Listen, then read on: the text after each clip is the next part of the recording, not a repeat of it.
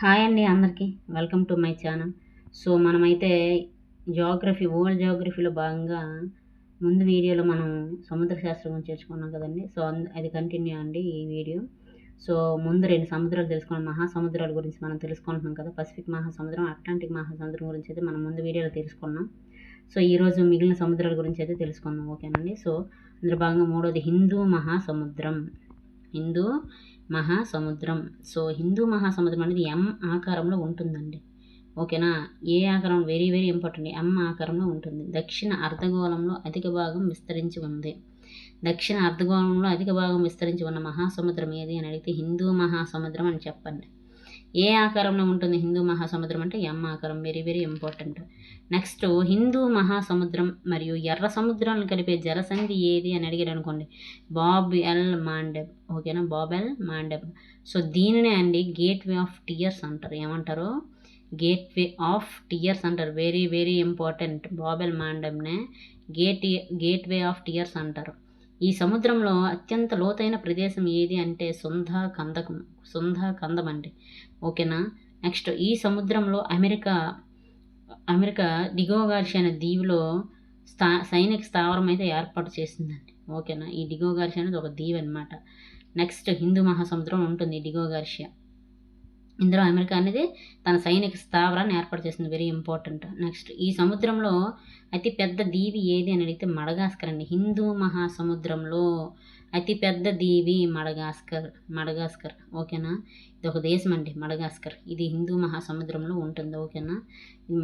Next, 4వది Arctic మహాసముద్రం అండి. Arctic మహాసముద్రం వృత్తాకారంలో ఉంటుంది, very very very very important, ఓకేనా. హిందూ మహాసముద్రం అయితే ఎం ఆకారంలో ఉంటుంది, ఆర్కిటిక్ మహాసముద్రం అయితే వృత్తాకారంలో ఉంటుంది. ఇది ఉత్తర ధ్రువం చుట్టూ విస్తరించి ఉండి ఆసియాకు ఉత్తరాన, ఐరోపా, ఉత్తర అమెరికా ఖండాలకు చుట్టూ ఈ సముద్ర జలాలు అయితే విస్తరించి ఉన్నాయండి. సో ఇది సంవత్సరం మొత్తం గడ్డకట్టి ఉంటుందన్నమాట, అందరికీ తెలిసిందే. ఆర్కిటిక్ మహాసముద్రం అనేది గడ్డకట్టి ఉంటుంది. ఇది అతి చిన్న మహాసముద్రం అనమాట. అతి చిన్న మహాసముద్రం ఏది అని అడిగితే ఆర్కిటిక్ మహాసముద్రం, ఓకేనా. వెరీ వెరీ ఇంపార్టెంట్ అండి. నెక్స్ట్, అంటార్కిటిక్ మహాసముద్రం గురించి తెలుసుకుందామండి. వెరీ వెరీ ఇంపార్టెంట్ అండి అంటార్కిటిక్ మహాసముద్రం, ఎగ్జామ్ ఓరియంటెడ్లో. సో ఖచ్చితంగా చూడండి, నోట్ చేసుకోండి, నోట్బుక్లో రాసుకోండి. ఇది దక్షిణ ధ్రువంలో విస్తరించి ఉంది. దీనినే దక్షిణ మహాసముద్రం అంటాం. ఏమంటాం? దక్షిణ మహాసముద్రం అంటాం. అంటార్కిటికా మహాసముద్రాన్ని దక్షిణ మహాసముద్రం అంటాం. సో ఖండ తీరపు అంచు అతి తక్కువగా గల మహాసముద్రం ఏదంటే అంటార్కిటిక్ మహాసముద్రం అండి, ఓకేనా. ఖండ తీరపు అంచు అనేది అతి తక్కువగా ఉంటుందన్నమాట ఈ సముద్రం దగ్గర. నెక్స్ట్, పెంగ్విన్ పక్షులు అత్యధికంగా సంచరిస్తాయి అన్నమాట ఈ అంటార్కిటిక్ సముద్రంలో. నెక్స్ట్, ఈ సముద్ర తీర ప్రాంతంలో భారతదేశం మొట్టమొదటిగా అంటే ప్రథమంగా దక్షిణ గంగోత్రి, తరువాత మైత్రేయి, ఇప్పుడు మూడవది ప్రస్తుత భారతి అనే పరిశోధన కేంద్రాలు అయితే ఏర్పాటు చేసింది. Very very very very important. Antarctica మహాసముద్ర తీరంలో మన భారతదేశం అనేది ప్రథమంగా అయితే దక్షిణ గంగోత్రి, రెండవది మైత్రేయి, ఇప్పుడు మూడవది భారతి అనే పరిశోధన కేంద్రాలు అయితే ఏర్పాటు చేసింది. మహాసముద్రాల లోతు గురించి అంటే తెలుసుకుందాం. సముద్రాల సరాసరి లోతు ఎంత? దాదాపు 3800 మీటర్లు అండి. వివిధ ప్రదేశాలలో సముద్రాల లోతు ప్రతిధ్వని గంభీరత మాపకం ఇకో సౌండింగ్ లేదా సోనార్ అనే పరికరం ద్వారా పోలుస్తారు. Very important, sonar.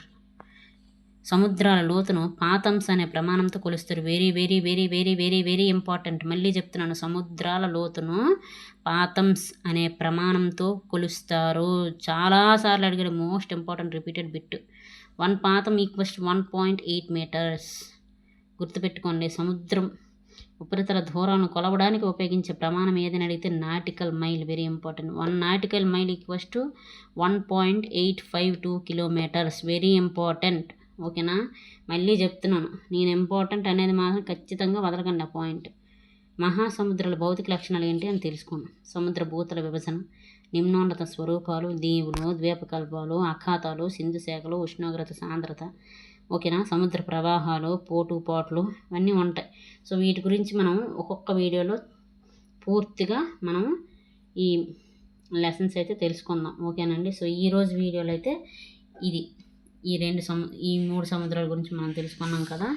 So next వీడియోలో అయితే మిగిలిన ఆ భాగాలు భౌతిక లక్షణాలు, మహాసముద్రాల యొక్క భౌతిక లక్షణాల గురించి అయితే తెలుసుకుందాం.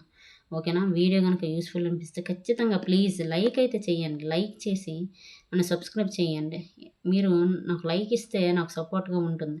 ఇలాంటి ఇంపార్టెంట్ టాపిక్స్, మంచి మంచి కంటెంట్ మీ ప్రిపరేషన్లో ఉపయోగపడే విధంగా నా వరకు అయినంత వరకు నేను మీకైతే హెల్ప్ చేస్తాను. ఓకేనా అండి? So thank you so much అండి. వీడియో కనుక యూస్ఫుల్ అనిపిస్తే ఖచ్చితంగా లైక్ చేయండి ప్లీజ్. లైక్ చేసి షేర్ చేయండి. మీ ఫ్రెండ్స్కి కూడా షేర్ చేసి చెప్పండి. సబ్స్క్రైబ్ అయితే చేయండి. థ్యాంక్ యూ సో మచ్ అండి.